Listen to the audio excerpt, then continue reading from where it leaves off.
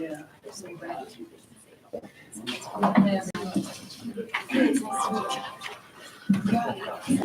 Welcome. Thanks for being here.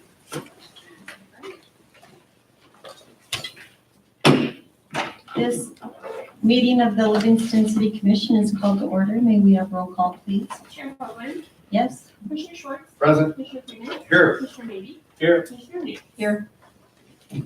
We will now have a moment of silence.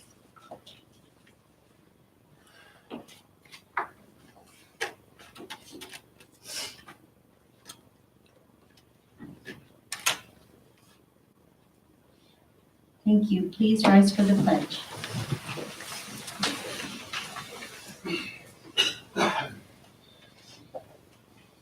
Pledge allegiance to the flag of the United States of America and to the republic for which it stands, one nation, under God, indivisible, with liberty and justice for all.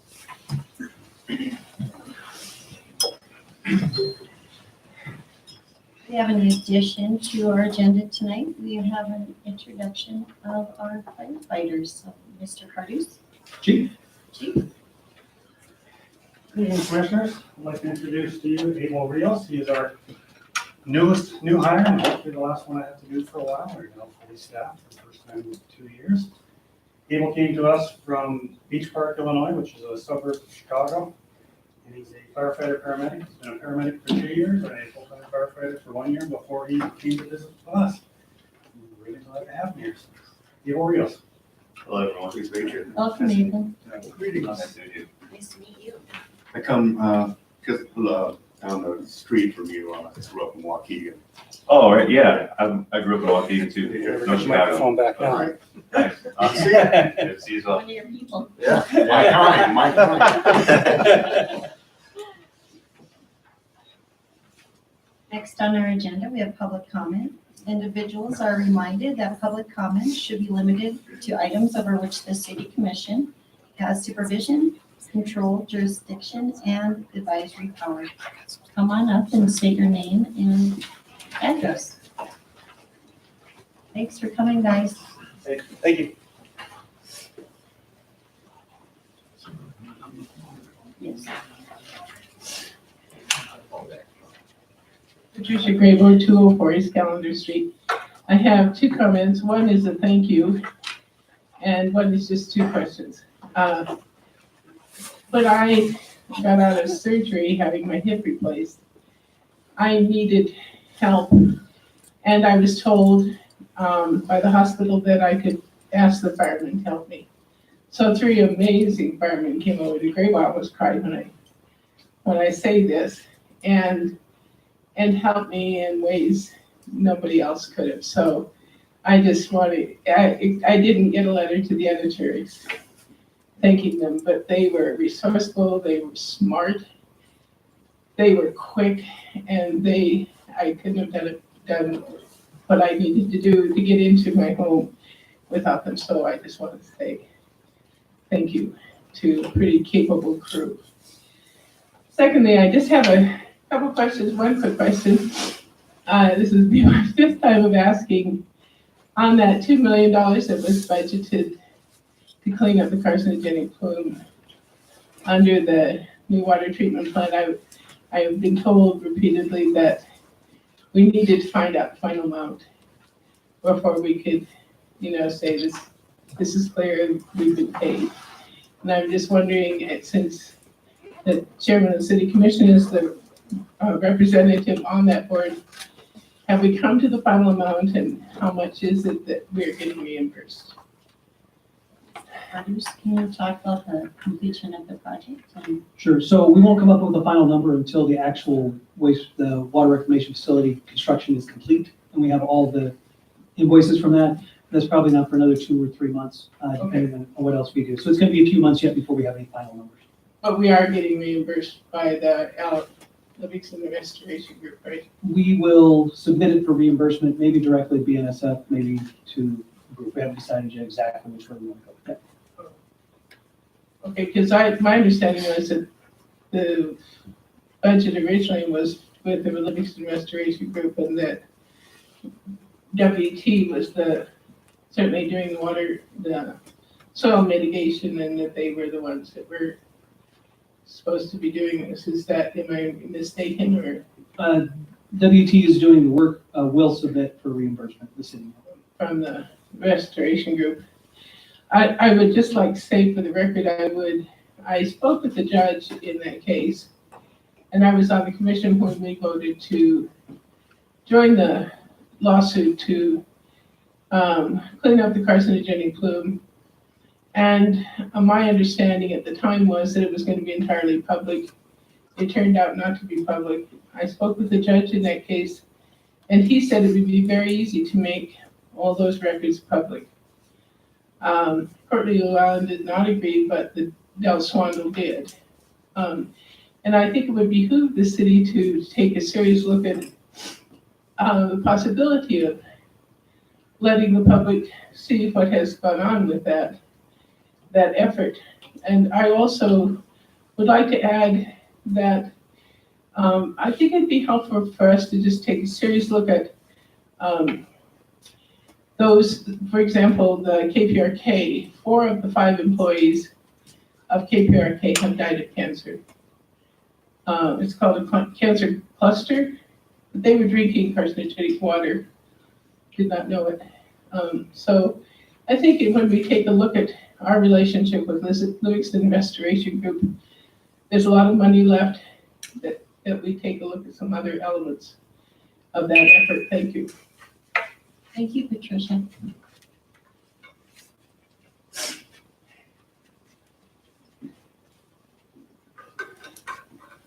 Any other public comments?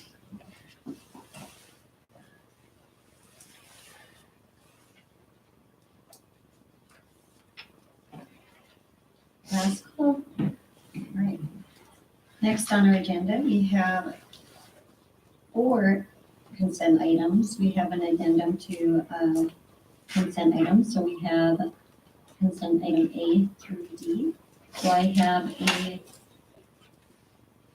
motion from the commission on consent items A through D, or would you like any of the consent items pulled for discussion?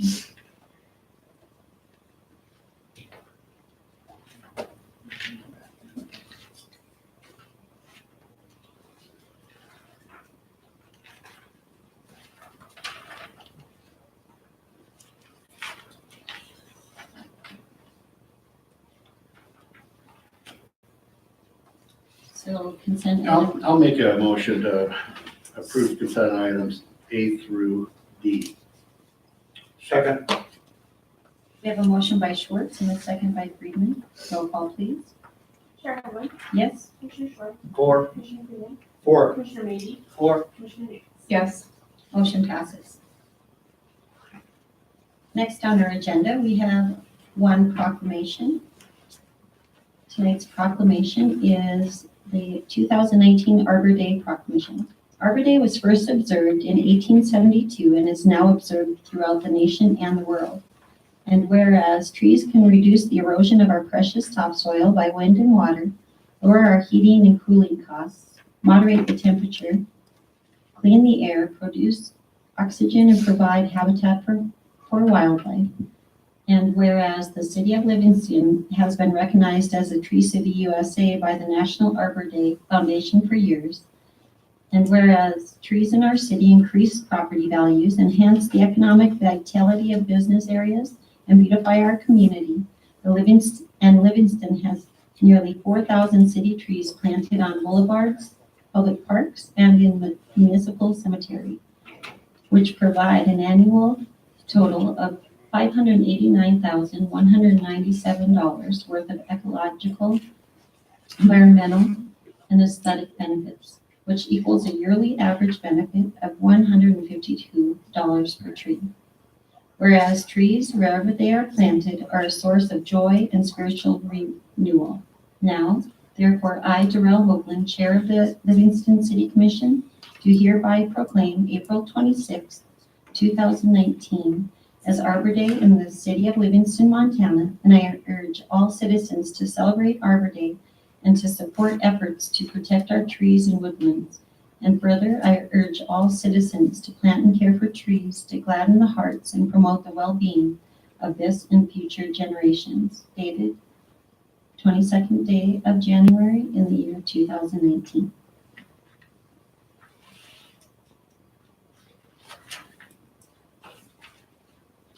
I like trees, by the way. So I'm glad I got to read them.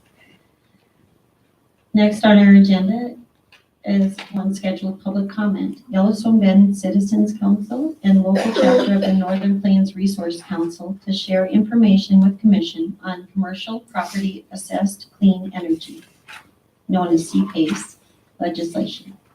Please come on.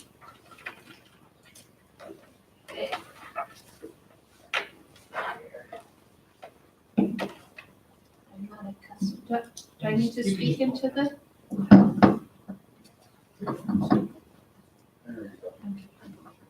Great.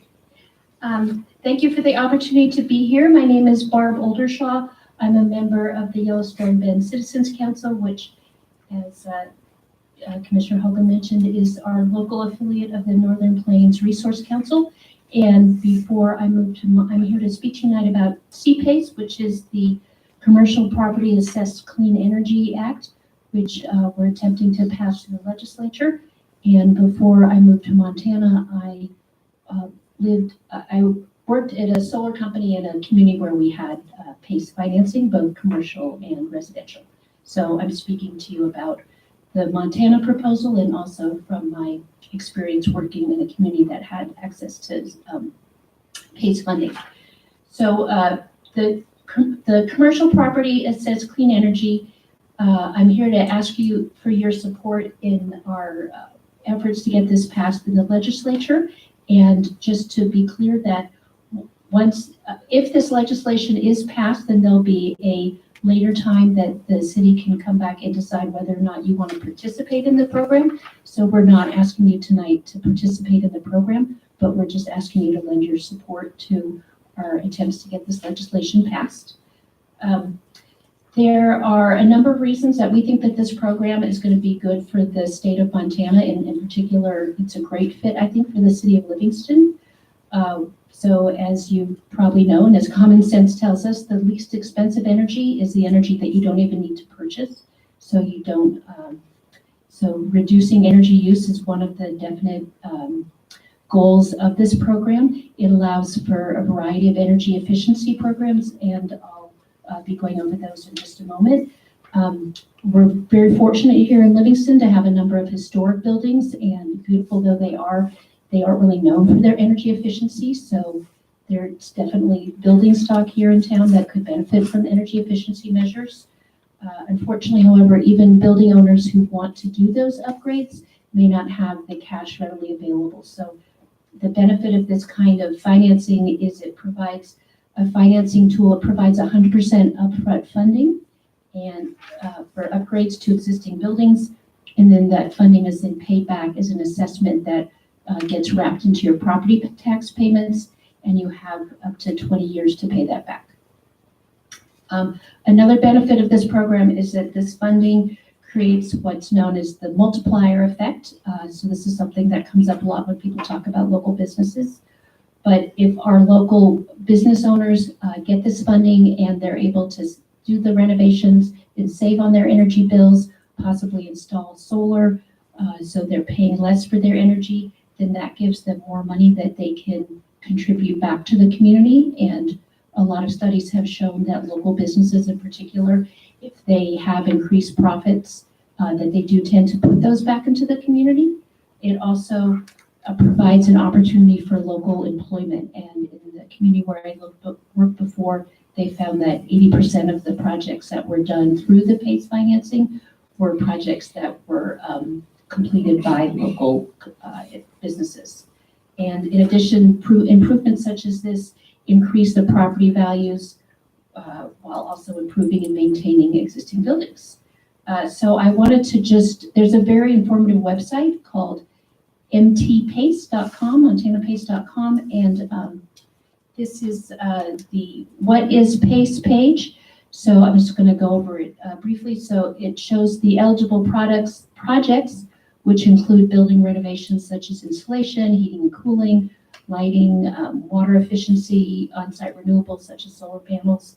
That's only a sample of the kind of projects that you could do on your building. And then the eligible buildings are a whole number of commercial buildings, industrial, nonprofit, agricultural. So all different kinds of building types, but they are commercial buildings as opposed to residential. Can you scroll up so I can see the bottom part of the page? I'm sorry, scroll down. Sorry, okay. This is a project that has been proven nationwide. There's 36 states that have passed the legislation and 23 that have active programs, and many municipalities across the U.S. And then it's a very accessible program. As I mentioned, it's 100% financing and there's no upfront cash required. There's a lot of details that I won't go over there, but one benefit particularly as businesses is that it shows up on your property tax, so it doesn't show up on your profit and loss statement or your other business loans, so it doesn't impact your ability to get other business loans that you might need for your company. And then, of course, it's a voluntary legislation, so once it gets passed at the state level, then it's up to individual municipalities or counties to decide whether or not they want to opt in. Can you scroll down? I think that's the main. Oh, and there's no cost to taxpayers, so it's not using public money, and there's private capital that is funding both the improvements and then any costs that there are to run the program. So I could walk you through. I have a little step-by-step. This is what is involved if you were a business hoping to utilize PACE financing. I could sort of talk you through what that process is, or I'm happy to answer any questions. Anyone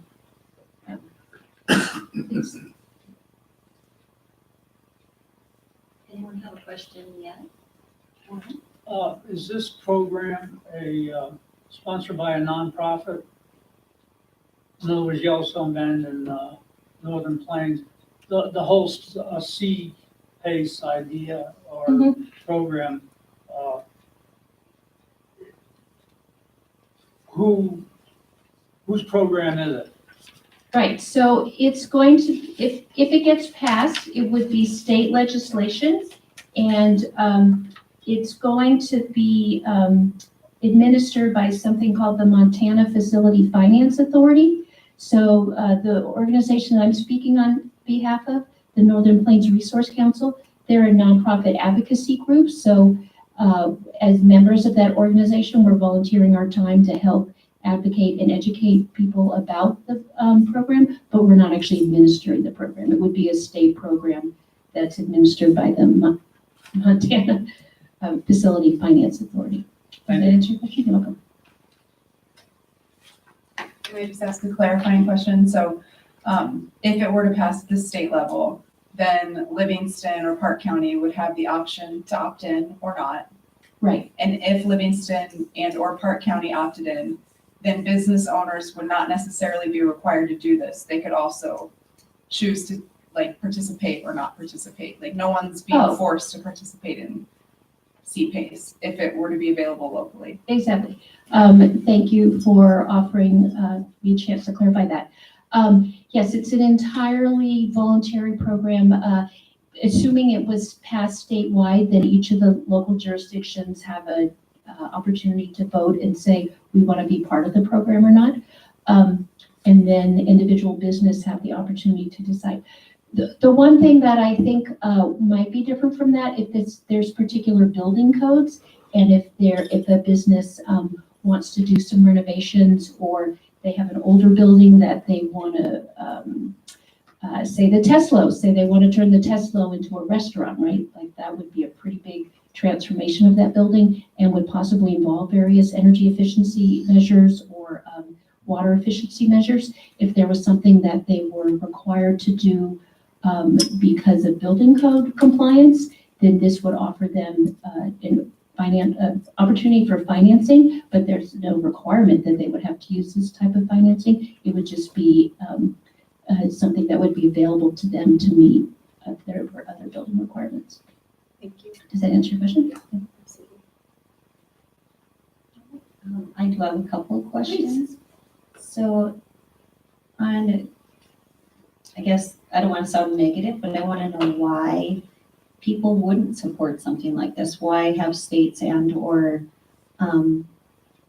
local jurisdictions such as commissions not supported something like this? Right, so that's an excellent question, and I am a huge advocate for energy efficiency and renewable energy, so I'm not the best positioned to answer that. because- Although I can definitely commiserate with you, like, why would people do that?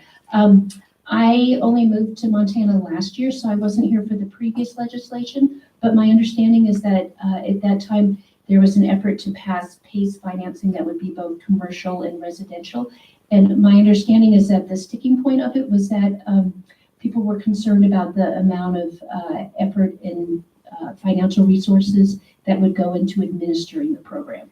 And when people have talked to me about their excitement about the 2019 version, they're very pleased to have the Montana Facility Finance Authority on board, because I think that was a concern for people, that there was, as I understand it, and again, I wasn't here at the time, but my understanding is that there was an idea to pass the legislation around this type of financing, but there wasn't as much of the infrastructure in place as to how it would be implemented, and people were just concerned that they would be biting off more than they could chew, because starting a program that they didn't have the capacity to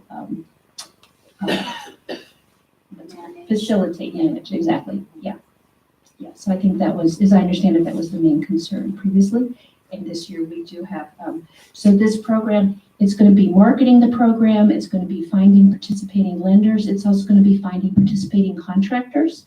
So the way that I've seen the PACE financing tool work in other locations is that it not only provides the financial resources, but then it also will often have like a referral list of contractors who are already, sometimes they're pre-qualified for, so you have some confidence that they really are able to do these different measures.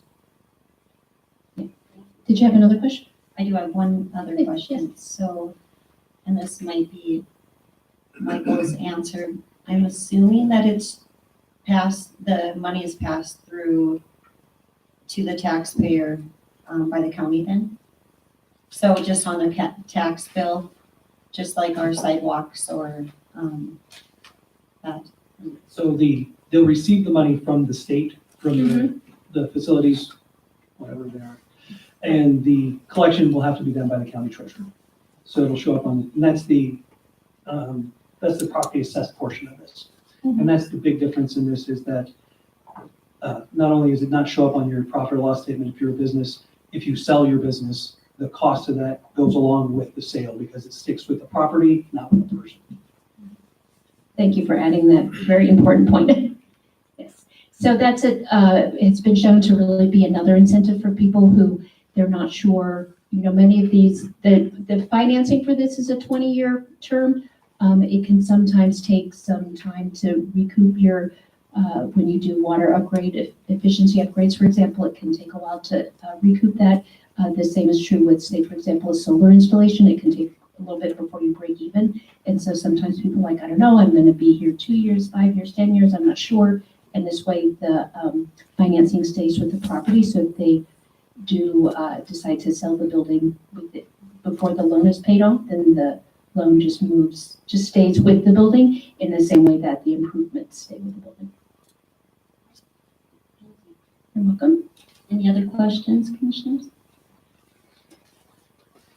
Well, thank you, Barb. We appreciate all the information. Thank you so much. Again, thank you for the opportunity to support this. And in closing, I just would encourage you to, as the City of Livingston, support our efforts to get this legislation passed. Thank you.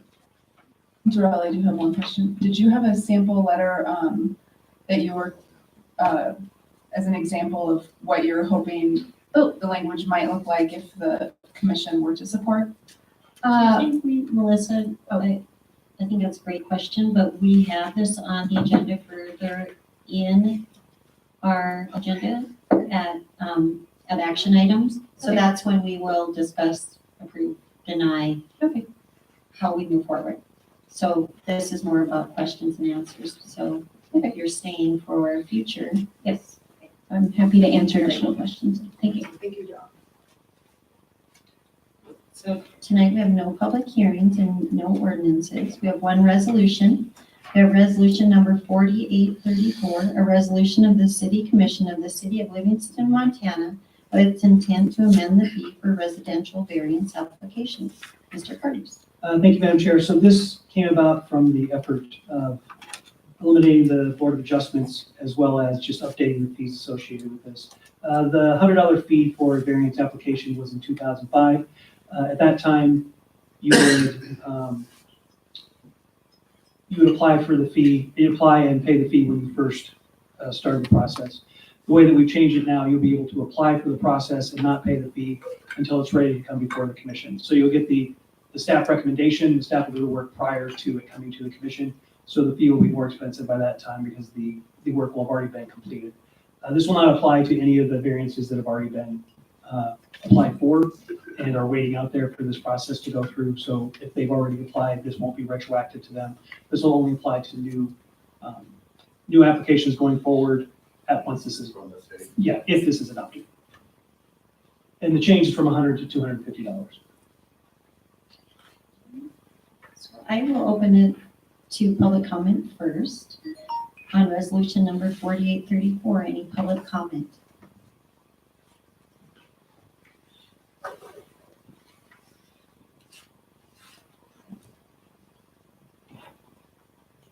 All right, no public comment? Commissioners, any questions or comments on resolution number 4834? Sir? Just one clarifying comment. If the project isn't approved, is that 250 refundable or no? It is not refundable, but the way it'll work is they'll know ahead of time what the staff recommendation Yeah, is. that's, okay, that, I remember we talked about it, but it just. Yeah, so they'll have the choice that once they get the staff recommendation, if we were to recommend against it, then they could choose at that time whether to continue on to Okay. the commission and pay the fee. or Yeah, so leave it at they that. do have kind of an out. They do, yes. Thank you. Any other questions? I had a question, I almost forgot it. Oh, yes. Have we compared other fees to, or in other communities to our fee structure in this? We have, and they vary widely depending on the community, but in general, our fees are still pretty low comparatively, especially if you go to any of the larger communities, these fees are still pretty low. And how about in comparison to our size, like Laurel or Lewiston? They're pretty much in line. Again, it varies a lot between them, but in general, I'd say we're in the middle with the new fee. We're at definitely at the low end with the old fee. Any other questions? So do we have a motion on resolution number 4834? Yeah, Madam Chair, I make a motion, we pass resolution 4834. Second. We have a motion by Brickman and a second by Newts. Roll call, please. Chair Bowen, Yes. Commissioner Schwartz, Four. Commissioner Freeman, Four. Commissioner Maybe, Four. Commissioner New. Four. Motion passes. Next on our agenda, we have 3 action items. Our first action item is to discuss, approve, deny city manager update. Hold on, that doesn't make sense in the reading of it. City manager is to update commission regarding tax increment urban renewal funds. Mr. Curtis. Thank you, Madam Chair. So no action is required on this tonight, but this was just to bring to you the final numbers from the bonding that we went through earlier this month.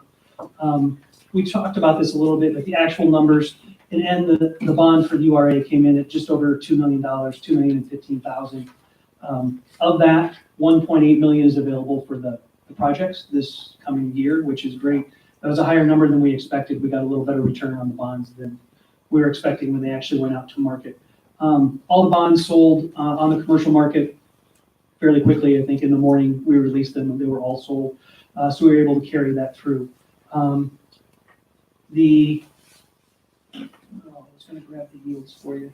The yields vary from, again, we sold all of these in $5,000 increments. So out of the $2 million, you can do the math on that if you'd like, but there's a lot of issued. The interest rates vary from about 3 to 4%, which was pretty good and better than we expected. So we should, the only thing you'll see if you really dig into the numbers is that in the final year, which is July 1st of 2034, it looks like it's double the payment, and that's because it's double the payment. What we're doing is using the reserve that we've set aside to make that last payment along with the debt service from that year. So instead of having that reserve left over once because at that point the TIF will cease to exist and we wouldn't be able to spend that money. We're using it in that last year to pay double to finish it off and have no money left in the account for the TIF at that point. So that's just a quick update. That was excellent. Excellent outcome to that. All that is taken care of. The money's actually available to us now. And this Friday, we will open the bids for the downtown construction project. So shortly, you should have a contract in front of you for this season's construction. Any questions, commissioners, on that issue? Any public questions or comments? Okay, great. Thank you. Next on our agenda is to discuss, approve, deny the directive to the city manager to analyze Yellowstone Bend Citizen Council and Northern Plains Resource Council's legislation and provide recommendations on CPACE. Mr. Cardus, and I don't know, Melissa, did you have anything you wanted to present on this as well? Mr. Cardus, do you want to start and then? I can. So thank you, Madam Chair. So as you heard the presentation tonight, CPACE is pending legislation, or at least it's going to be pending legislation in front of the state cap, or in front of the state this year. As outlined, it's a pretty straightforward program. Some of the details that we didn't talk about was the funding sources is actually private investments. So it's like bonding, except it's a fund that will exist at the state level that local businesses or multifamily, commercial, agricultural, industrial can tap into. So it's using a private funding source at the state level to then fund private energy efficiency upgrades that are then recouped on the property assessments. And we already talked about the downsides, mainly it's administrative costs. You can see it was on the website, I believe.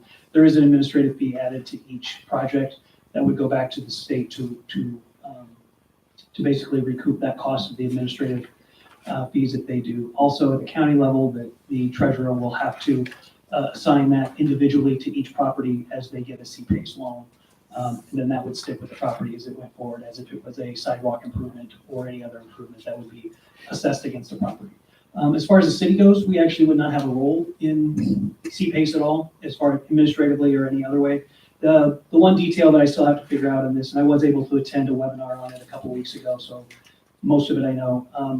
Everything I've seen so far only lists the county as the enabling local government body. I'm not sure we can approve it as a municipality. I think it's because the county is technically a subsidiary of the state. I think it has to be approved at the county level. And then if it's approved there, the citizens of Livingston could use the program.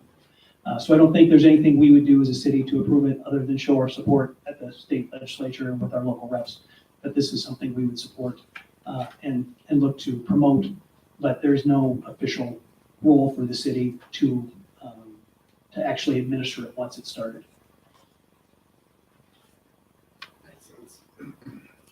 So you're saying we don't need to support it in any way? Not once it's going. Okay, I mean, I think they would love our support for the legislation because it's enabling legislation, basically. Unless it's passed at the state level, it can't be done anywhere in the state. Once it's passed at the state level, then counties can opt in if they want. So I think it would be probably a two-stage support process. One at the state level to get the basic legislation passed now, so that counties have the option to opt in, and then to support it with Park County Commission to actually opt in once that is available. But once it's actually up and running in the county, there's no role for the city in administering it. So there's no cost to the city, there's no overhead for the city. do you have some ideas on ways we could support if we choose? I think the easiest ways are calls to our local representatives to say, yes, we support this and we would like you to vote for it. Yeah, letter of support. A letter of support would also be appropriate.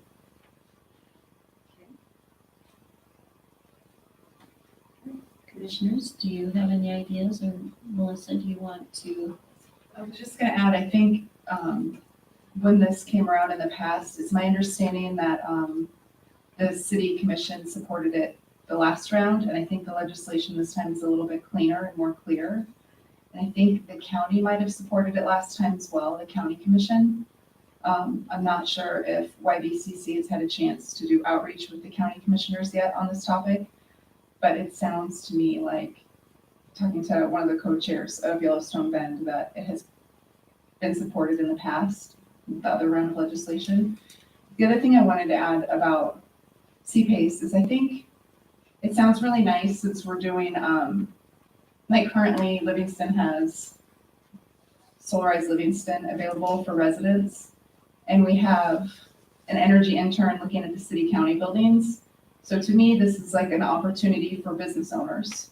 It's sort of the buildings that aren't able to use the other options we have going for energy efficiency right now. So that's why I think it's appealing, and for all the reasons that Barbara already said. It's just a nice thing to offer local business owners.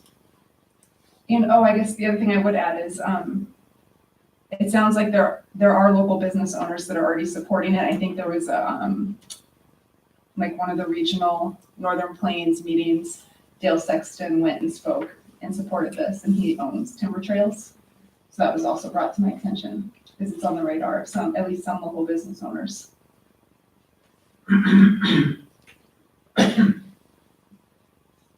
Commissioners, any other questions? I guess I need to direct my question to the representative. Barb, do you want to come back up here and take a question? And basically what Melissa was saying, is there basically a form letter you guys have that you prefer we use as, approving, lending our support to the legislation? Sure. As I understand it, there are a couple different form letters, and it's not so much that we would prefer for you to use it, is that we're trying to make it as easy as possible for people to support this. My understanding is that they're sort of written from the perspective of, I'm a business owner, I'm an agricultural business owner, so we would probably want to tweak it a little bit to make it make sense, personalize it for being from the city. I'd be happy to work with Melissa on that. Pretty good. Gosh, I had one other question. Do you have a state sponsor for the legislation yet? Is there anybody, state reps or state senators that are carrying it?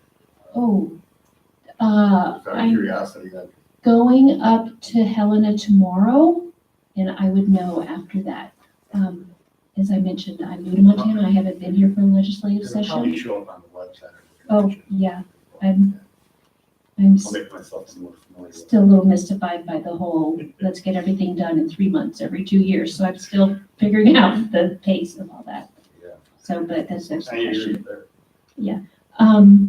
I think the answer is yes, so I think that there. I would imagine you have something. Yeah, and again, my understanding is that it was fairly close to passing at the last session, and that they've worked really hard to do the groundwork and structural work to have it be set up for as much success as possible this year.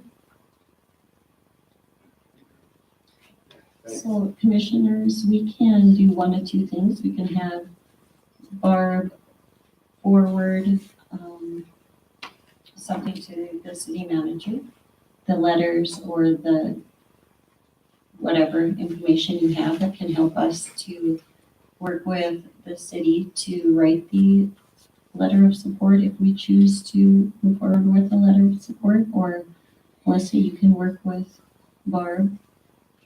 But generally, when we write letters of support for things, we also work through the city just to keep them on the kind of the same way in the same style. What are your thoughts? And do we want a letter of support? Are we moving towards that or against? I would make a motion to write a letter of support. Do you want to give it more detail? Like direct who to do it?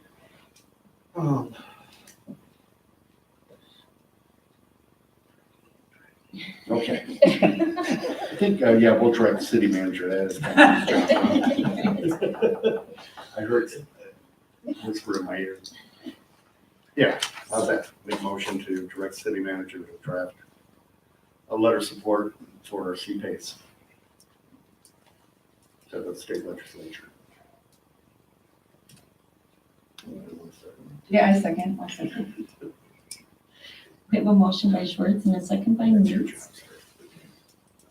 job, Did I open it to public comment? I can't remember. It's been a little while.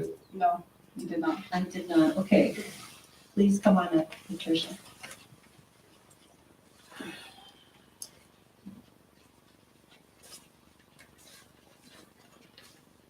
I wanted to just lend my support to this piece of legislation. We, at the Graybo building, had looked very seriously at solarizing the Graybo, and this would enable us to proceed with that. I'm a member of YBCC, and I would encourage other downtown buildings to do this as well. So I just want to let you know that there are buildings in mind interested in this. Thank you. Any other public comment? So we have a motion by Maybe and a second by Newt. Schwartz. Okay, let me say that again. Motion by Schwartz and a second by Newt.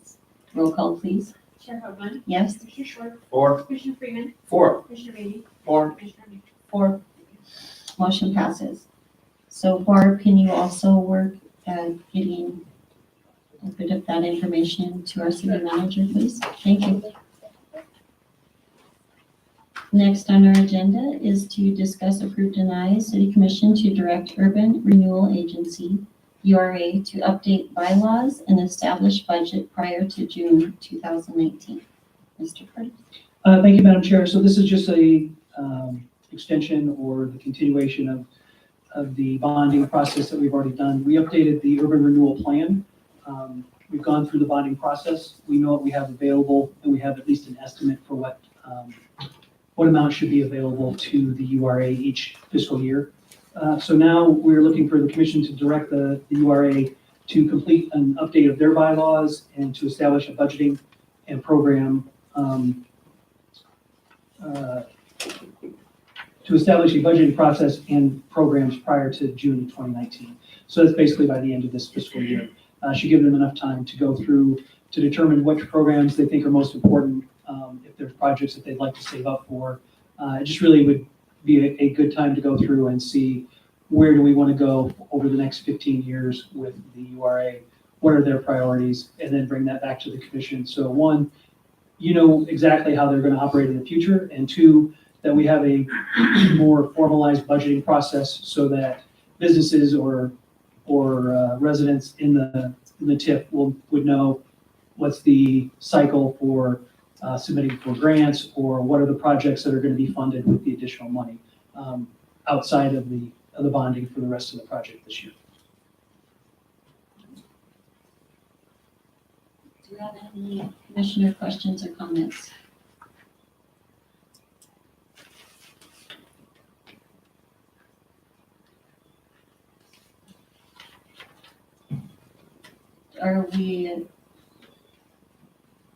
Do we have any thoughts on how we would direct or not direct? Mary? We could use a little, this has been an ongoing discussion for some years on the budget from URA being not always readily available, some frustrations from commissioners. So do you have any ideas on this issue?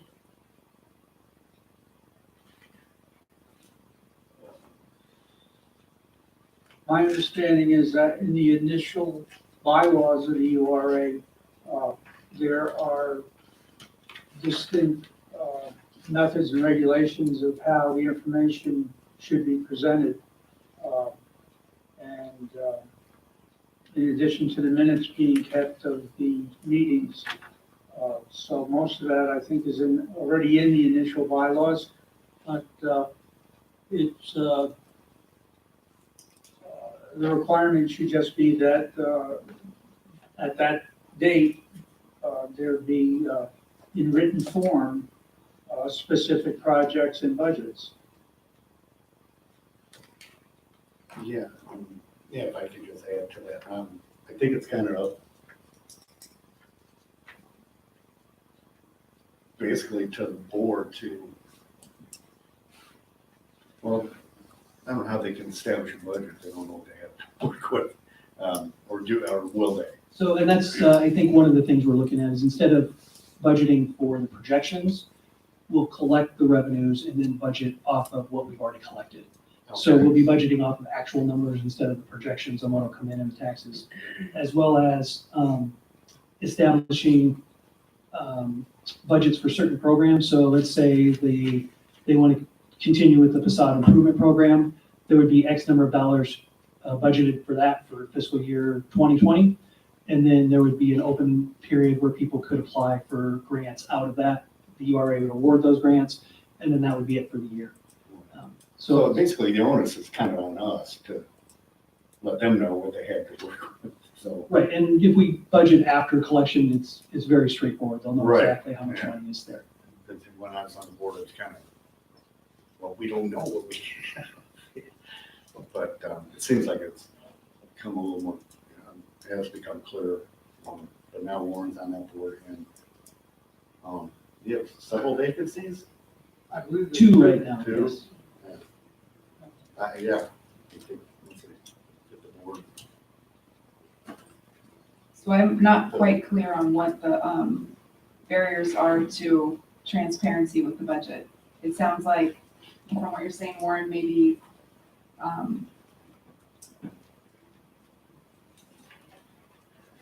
the board just needs to do what they've agreed upon with the bylaws. And that's, essentially. okay, I just want to make sure I'm understanding. Yes.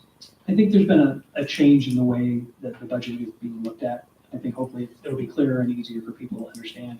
In the past, we didn't set an annual budget, and so as requests came in, each one was looked at individually without a cap on how much you could spend per year.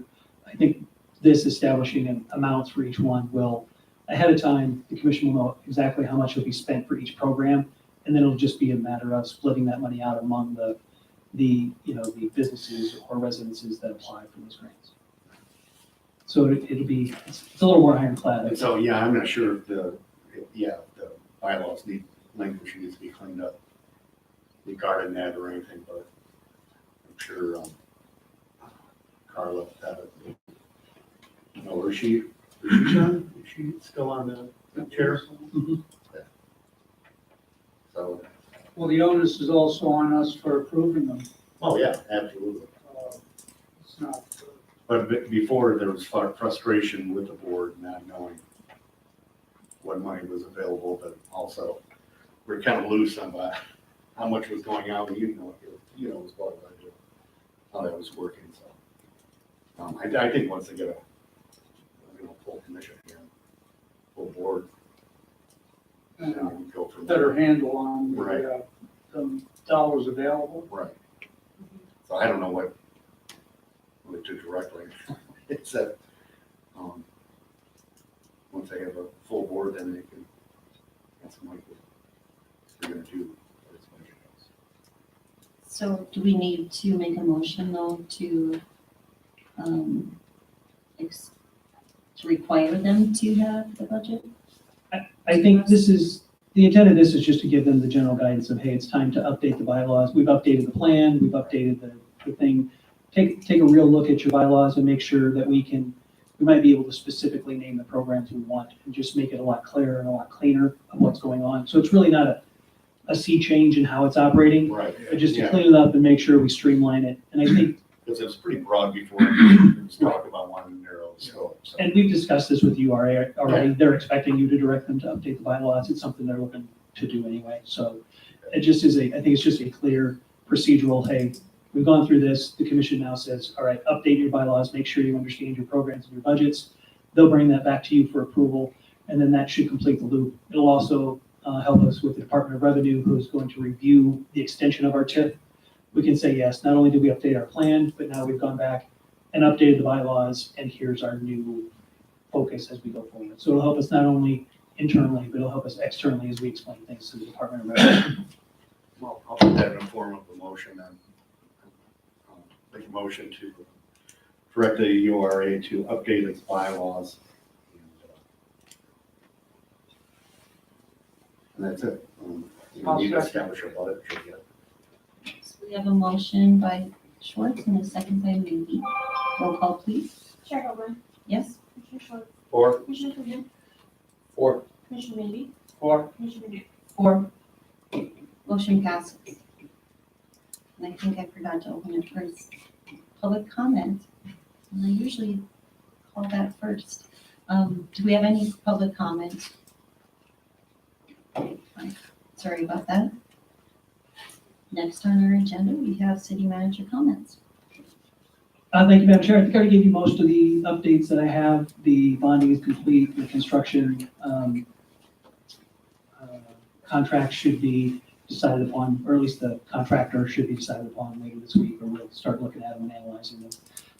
We are almost complete with the negotiations for the impact fee study. That contract should come before you again shortly as well. So you should see that contract. I think those are the main issues that are before us right now. So thank you. Can I just ask a question instead of during my comments? Do we have an officer now ticketing more? So I can give you a full update on our code enforcement officer if that's the question. So we still have 2 current vacancies in the police department right now. And until we fill those, we won't have a code enforcement officer dedicated to code enforcement. It's still being done by the other patrol officers as they can. With being down 2 officers, we can't pull someone off to be a full-time code enforcement officer. So we'll have to go through the hiring process for the 2 officers. And for people that don't know, that also entails the police commission, which isn't used very often except when we hire officers. So we will get a list of candidates that apply, we'll vet those, and then the finalists will go forward in front of the police commission, who then actually decides how we will hire from that point. So we'll go through that process, which is lengthier than I would like, but it is the process that we have to go through. And then once that is complete and we have the force back on up to the full numbers, then we will allow the officers to apply for the code enforcement position. I had heard that you were out, or there were people out and about getting some tickets and, yeah, not in a bad way, they were just wondering. So we are still enforcing the code, there's just not a full-time officer doing it right now. Commissioner I have a comments? follow-up question on that. Do you know what the timeline is like for that? I mean, I know some of it's probably dependent on who applies and how long it takes to get applications, but do you have a guesstimate? It is, we're still open for applications right now, and Lisa would have to be here for me to be able to tell you when they close, but I think they close fairly soon. And then we have to go through the review process, and then they'll go to the police commission from there. So I would guess 30 to 60 days. Okay. That's before we offer. Then it depends on how soon they can actually move. And then, is there a mechanism in place to record citizens' concerns? Because I'm with code enforcement, when citizens are concerned that code needs to be enforced, is there like a mechanism in place where they can report things just so when there is an officer in that position, they can start, or when one officer's on duty? It is actually, the code enforcement officer had a tracking system that did all of that. Without that position, it's harder because that was one place where all complaints could go. Depending on how the complaints come in, they're tracked differently right now. If they come to me, obviously I pass them on.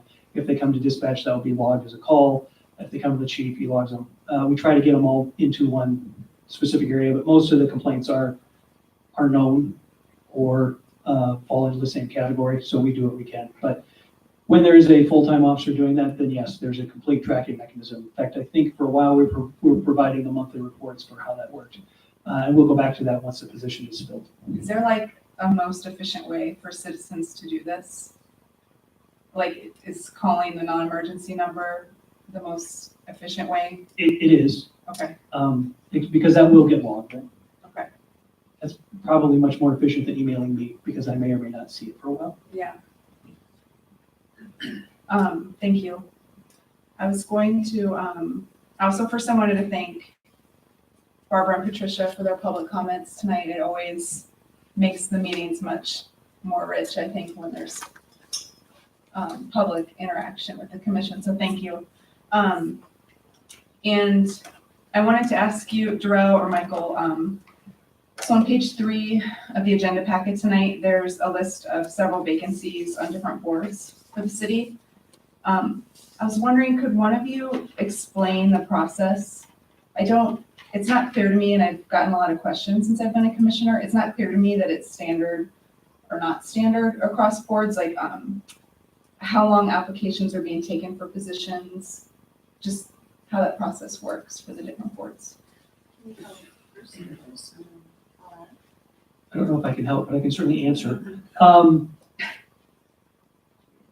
At this point, it depends on the bylaws of each commission or board. We are actually making a movement to try and standardize this across all boards and commissions, as well as creating a standard for bylaws. That includes things like making sure that each board or commission has a webpage where they can post their both their agendas and the minutes from their meetings, so we can hopefully have a little more transparency in how the boards and the commissions underneath the city commission work. That's going to take a while to get all the bylaws updated, but as of now, we make sure that there's different timeframes, but we try to have them open for at least 30 days for board vacancies. Most of the board vacancies we have right now have been open longer than that. The one exception to that is the planning board, where we didn't get those advertised early enough, so there'll be a little delay as we get those. We make sure that there's enough time for people to apply for those positions, and then we'll reappoint them. It depends on the board itself, whether it's a chair-appointed position, whether it's a commission-appointed position, or whether it's a city manager-appointed position. Right now, we don't have any boards that are city manager-appointed. We just don't currently. So the answer is there's not a great standard right now, but we hope to create one in the next few months. It's actually part of the strategic plan is to streamline the board process. So if a citizen wanted to know, who would they call to get that answer? Lisa Harold. Lisa Harold. Or if there's a board opening, Like how long I'm really interested in this board. How long do I have to get my application in? they can call Lisa or Faith, either one. Because when we, Lisa Harold? Lisa Harold, Well, at least that's what we have Okay, okay. on our agenda packet. Tells what board requires what, and one's going to be filled. URA is filled by March 5th. Deadline is February 15th, so it's on page, 42 Thank you, Quentin. in there. And the application is the same the application's the same for that Yes. board. for all That's positions. standard. That's your one standard thing. Yeah. Yes. Do you have any more questions? I think he answered it pretty well. Yeah, he did, thank you. I think it's good sometimes to say things out loud so we all have the same information. Yeah, I have a couple more things. So one of the things is there was a planning board meeting since we met last, and one of the things we talked about as a commission was when we went to a board meeting, we'd come back and share with each other what's going on the different boards. So there was a planning board meeting on January 16th. There's a couple items that they'd like to bring before the commission. I don't think any of these items are going to be new to the rest of you. I think some of you might have been on the planning board when these were worked on in the past. One is a fix to the parkland dedication requirement. And the other one is policy development for large format retail establishments. So the planning board would like to come to a commission meeting and discuss with you where they're at on these topics. And, Darrell, I don't know how you imagine, how these are scheduled on the meetings, if it's under an action item, since it's a board. Well, with the Parkland dedication, we approved it with the, we pulled one item, if you mind helping me, we pulled one part of it for rewrite Mhm. and approved the rest of it. And that was in which section? Where did we have to have that? Cash in. Cash and move Was that in ordinance then? it would be. Yes. So I don't know if we have it in ordinance, but we need it to go back in so we can complete that. So, But we haven't approved that. yes, so this is one of those wonderful planning issues. So you did approve the rewrite to the cash in lieu of, the planning board is asking, I think, for a change to the cash in lieu of wording. We're looking at that right now. I'm not sure the change is in compliance with the state code. So we're reviewing that. It's in the queue of stuff we're reviewing. But I don't think that one will come to you anytime soon because it's going to take a while to make sure that what we recommend is truly helpful. So we're doing some analysis on that. Same thing with the large format retail. I think there's some things we're maybe not considering in that since it's not a planning overlay, it might entail a much larger change to the overall zoning. So I think there's some analysis that needs to be done on that as well. But it's probably going to take a backseat until we're through some of the negotiations we're currently doing, whether that's the negotiations for the impact fee study or the union negotiations with our public works department right now, or the gateway tax that's up at the state legislature right now. So there's no pressing issues with either the parkland dedication or the large format retail. There's nothing that is in the queue right now that would need those approved anytime soon. So my guess is going to be 2 to 3 months before you see those come through. Unless you need to see them sooner. Right. Or if we request to see them sooner. So we can,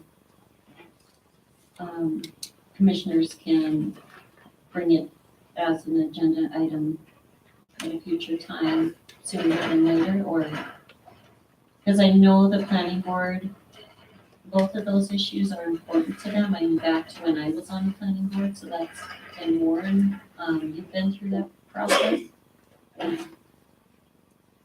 So we should move it forward at some point, but I don't know as far as the timeline, if we're all comfortable with 2 months out or so. So that, we'll just think of that as Melissa, you being the rep for the commission on the planning board on a timeline, and maybe bring it to us as to when we should discuss it again.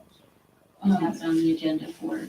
So I think the planning board, it's my understanding, based on the last meeting, there was a unanimous vote that the planning board wanted to bring that before the commission sooner rather than later. I understand that or I should say rather, that it's my understanding if it was brought before the commission, it would, I guess, be an opportunity to have a conversation about those items as a commission, as opposed to me just sharing with you the facts as I understand them. So I guess the question is, I don't know a way to do it during commissioner comments to to get a feel of if the commission is ready to talk about this or not. The planning board's ready to talk about it. So, and I think they've made that clear that they'd like some closure on the parkland dedication requirement and to know whether or not the commission wants them to move forward on the large format retail. So I don't know if you want to put it on the agenda as an action item to discuss to see when the commission, or if the commission is ready to talk about it yet, knowing that there are limitations to city staff time on how quickly things can get worked on. I don't know. So Michael, you're saying that time-wise, it's we need some time to review and make sure it's up to Montana law standards and or requirements. So we could do one or two things. We can move it out a couple months for that time. So when it comes to us, we have that background and that research time put into it. Or we put it on as an agenda item sooner or just discussion to start the conversation, say in a month or so, 2 meetings from now, something like that. Knowing that city staff don't have the capacity to Right. dig into the details. Finalize really their research on it and making sure it's up to what the city staff sees as important according to law. So there's two things. I mean, I think we could do it either way, but I think we need your feedback. I guess I would, even though I understand that there's limitations on city staff, that they won't be able to offer feedback or guidance on what the staff recommendation would be for either of these items. I think in the interest of transparency and recognizing that the board is ready to share some information, that it might be useful to at least open it up for discussion so they can share what it is that they want to share, since they're also still working and in the meantime. So that it's just not on hold, just as a, increased transparency and opportunity for public participation, even though we know that the city staff won't have the capacity to work on these things for some time. So I think your suggestion of a month out seems like a compromise. So would we put it into scheduled public comment because it's a board? You guys can do that. It depends on how you want to do it. If you're going to direct them to continue, so I guess the real question is, what do you expect to come out of it? If it's just informational, then you can put it down as scheduled public comment. If you want to send it back to the planning board for further action, then that should be an action item. If you want to send it back to city staff for action, then that would be a different action item. It just depends on where you want it to go from there. And you could just put it down as an action item. You could decide where you wanted to send it from there. I think I was just gonna say too, if it was an action item, like for large format retail, that sounds a little bit different than the parkland dedication to me, since it's very, very early, just in a, really early in the process. If I understand our options correctly, it seems to me that we could open it up for discussion under an action item, and it would provide the opportunity for public comment also. And then we could either decide if we wanted it to go back to the planning board, yes, keep working on this, or no, would be two options. But isn't there another option where we could table the topic for a future meeting if we don't know if we want to have it move forward or not, but we're just starting the dialogue? Is that an option also? We don't have to say yes or no? It is, but the only downside of that is once an item's tabled, it can't be changed. Oh, gotcha. It has to come back in the exact same form it's in. So it really would be freezing it at that point. Thank you for that clarification. That's important. I think, my opinion, that a scheduled public comment, or, scheduled public comment from the planning board with an update, and then adding it as an agenda item a little bit further down the road, so that we have the information, we give the staff time, then we get to the place of making a decision. That's my idea on it. Any other ideas? Is there anything to preclude us from directing them to continue working on the large format zoning?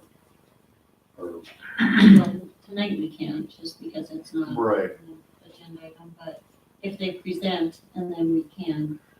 but yeah, if And you're then have it as gonna an have action a item as well. if you're gonna have a public discussion, that should just come out of planning board, that should be scheduled for the planning board meeting, right? they've had, they've talked about it I at, think that, they have. Yeah. I believe Warren was at one of those meetings and I was at least one of those meetings, Warren at least at one of those, and I think I was at one or two of those. So I think they've done that, and this is just the very initial, and then it would come to the commission with a potentially an action, yes or no, keep working on this, but this Because it other looked like- alternative, yeah, Drew. well, it looked like, you know, they're recommending this as it is. If I understand the Well, yeah, process. no, city has to develop and stuff, yeah. Yeah. But there's some things on this I'd like to see changed. I think, if I understand it correctly, I think it like starts at the planning board, then goes to the commission, then goes back to the planning board. There are all these reviews, and then come back to, comes back to the commission. Eventually, the commission would vote, you know, yes or no, make this legal. Yeah, once the City staff has staff. gone through it. Yeah, but I want to, yeah, But I think that we're still at it hasn't even come before the commission, so the back and forth. So the technicalities of it, if something comes to the commission from a board, it should be in final form. It should be their recommendation for what the commission should institute. So if the planning board is looking for more of just feedback on what's going on, that's probably more, there's a couple ways you could do it. You could do it through the commission member of the board, just as discussion, like this discussion, say, yeah, we think you should keep working on it or not, but nothing formal, because for the commission to take action, it has to be in final form. Whether or not you agree with the final form, you can send it back down if that's not agreed with. If they're just looking, I think the easiest way would be to just do a report. Mhm. And that way there's no action taken by the commission, so that's more informational. It's not really set up to be an iterative process where they bring you a draft. Hopefully that's done through the public process that's done as they're doing it. If they're looking for specific guidance from the commission, that's really why we have a commission member on there. That should be, it's not the voice of the commission, but it's kind of the input from the commission into that early process. And the reason I think this is probably harder than it usually is this is not commission initiated. This is planning board initiated. So it's not a request from a citizen. It's not a request from a developer for a subdivision, which is usually what comes from the planning board. This is a change to city code that was not requested by anybody. It's just it's an idea that the planning board has come up with, which is great. It's just that feedback mechanism isn't as clear for those kind of issues as it is for some of the more standard issues.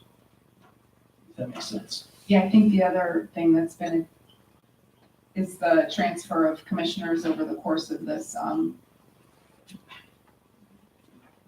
the change in commissioners, not that we're not all competent at doing everything we need to do, but no one of us has been there for the entire, but so I like your idea actually, Darrell, of first step, public comment, giving the planning board a chance to come before the commission, give an update. And then we all have the same information. And I would like that update to include other things as well. One of the things we have talked about, I don't know, for 4 years, probably 3-4 years, is that having boards update us at least yearly. This could be a chance for them to update us on where they're at in that process of whatever issues, and then bring it later through the commission as an action item for a decision after the city has time to review. So what do you guys think of that? Just having it as an update, and then that would be under scheduled public comment without a decision on that first update. That first public comment. Scheduled public comment time. Yeah, I think that, Darrell, I think that that's a reasonable, I think that makes a lot of sense and it's reasonable.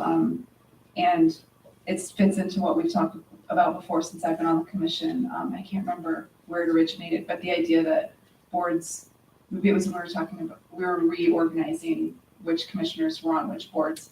The idea that boards could come before the commission and do an annual update. And so I can reach out to the board and make sure that they'll be ready to do a broad update and include those items. If a month is enough time. A month is, I can communicate with Michael and let him know if a month is sufficient or not enough time for them, how they feel. If that works. Thank you. I just have one more thing I want to bring up, and I appreciate your patience with me. This is a lot of information. Yeah, Quentin, I see you over there. So do you remember, this was a while ago, this is ending, I think, on a really exciting, positive note. So do you remember when Ashia came a while ago during the TBID meetings, and we were talking about the TBID board? Ashia Mills works down near Yellowstone, and she was real concerned about the impacts of tourism on our ecosystems. And so she brought her concerns to the commission. So that's what I'm referencing.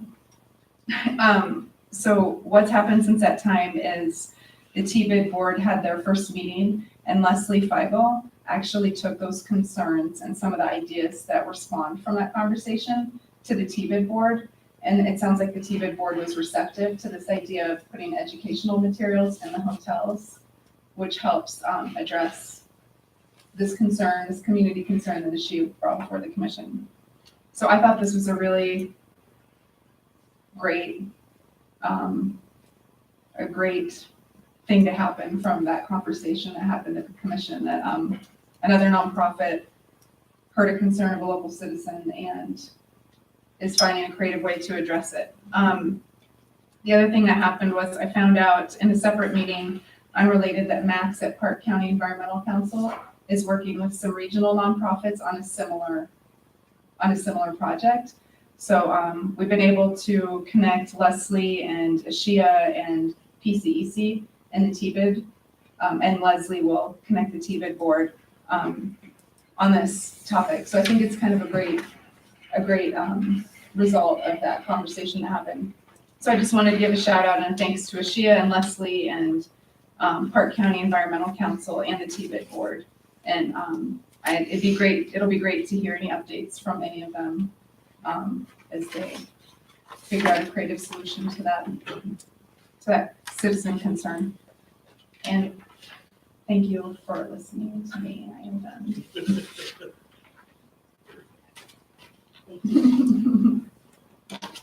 I have a kind of a practical question.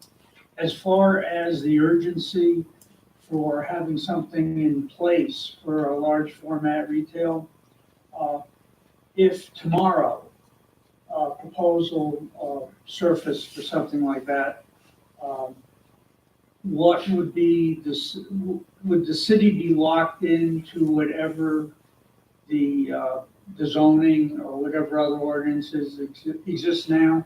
Or could there be some kind of moratorium that didn't get us into a $1 million, that's cheap, lawsuit? Is there any mechanism to forestall that until there was a revised large format plan? Probably not. There's things you can do, but in general, unless if they meet the requirements for that zoning district, if they meet the subdivision requirements, if they meet the building code requirements, then we don't really have a reason to deny them. Thank you. Is that all you have tonight, Warren? That's it. Thank you. Oh, I'm sorry, there is one other thing. Go ahead. This is another positive thing. The Livingston City Court financial report records $8,261. And I'm not advocating Southern style court of traffic tickets or speeding tickets, but it obviously the court is doing its job. Thank you.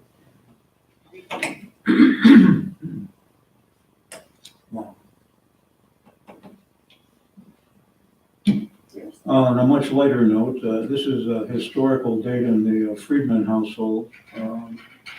Belly and I are celebrating our 54th wedding anniversary today. And I chose to come to this meeting, so I'll get through the other thing. Go drag her on bed, I'll buy you this. And you did marry when you were, what, 12? I'm only 65, and it's just. Yeah. That's what I thought. Yeah, it's unbelievable. But it's been a blessing, and raised 3 kids, 7 great grandkids, and everybody's doing well. Congratulations. Thank you.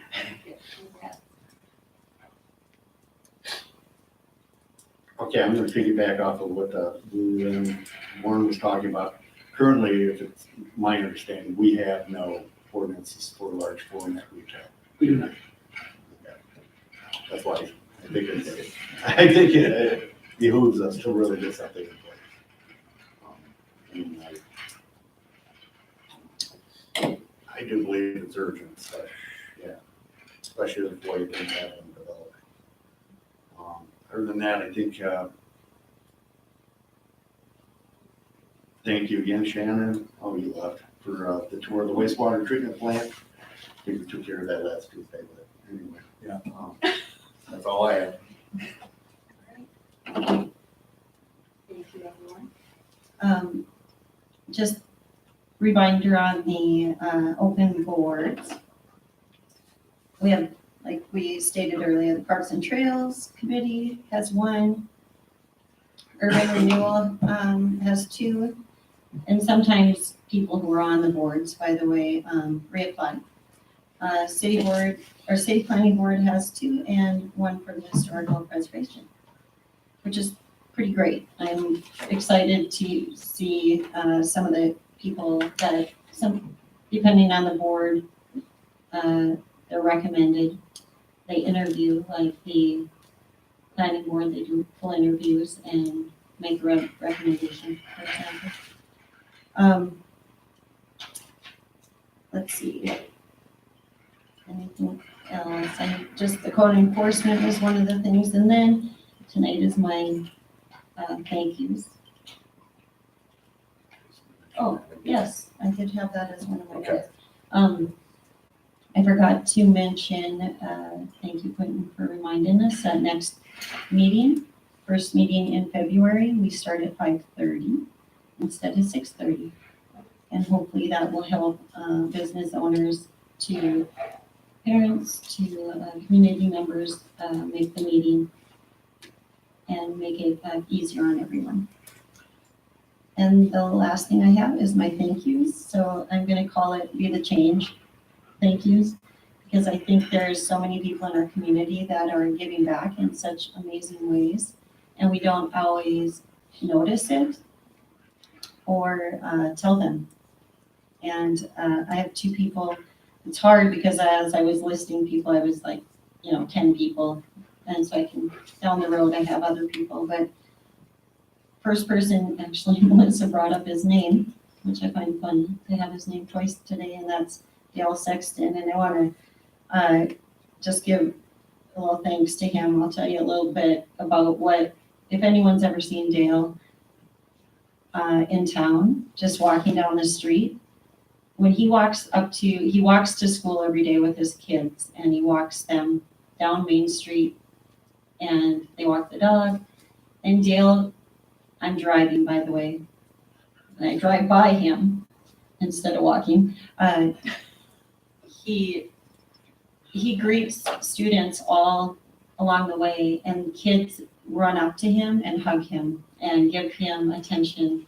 And he'll stop in the field and play a game of some type of ball game with them, just because. And he does this all day long. Whenever you see Dale near the school, he's very devoted to showing kids love and respect. And another thing he does is he teaches kids bike safety, just because. He has kids in the whole shop at the business at Timber Trails. They always have kids coming into it. It's like an ice cream. old school ice cream shop where these kids come in and learn and hang out and they visit and they're welcomed and he gives them skills, and the other guys in the back of the shop are always helping kids out. And they don't have to, they just do it because they like to. They offer things like the film festival or the film night, outdoor film night. They give free ski waxing at Catabout. So things like that where they're just giving back, and he's giving back, and he drives a lot of it just to give back to our community. And I think he's, and I could name like 10 more things, but I think he's amazing. He's an amazing part of our community, and he deserves our thanks. One other one I don't have as many details on, but I call her a quiet riot, is Kristen Galbraith. And Kristen's one of those people that she's very quiet in a lot of ways until you get her going. And she has a lot of very intelligent, smart things to say, and asks tough questions, pushes people in our community to do things in a good, positive way. She's one of the hardest working people I know. And I don't know her that well, but I know her well enough to know that she's very important to our community. She's a business owner. She started the Night Owl Run, and I know she's not doing it as much now because of busyness, but then one day when I was visiting with her, I asked her just what's going on in life, and she's like, well, in my spare time, we're building a garage that will go to our house, and so at night, she goes and builds a garage, just because she's a hard worker. So my two people of thanks are Dale Sexton and Kristen Galbraith. And thank you. So that is all for tonight's meeting, and do I have a motion from the commission for adjournment? So moved. Second. We have a motion by Friedman and a second by Navy. This meeting of the Livingston City Commission ends at, all in favor? Aye. All opposed? This meeting of the Livingston City Commission ends at 7:58.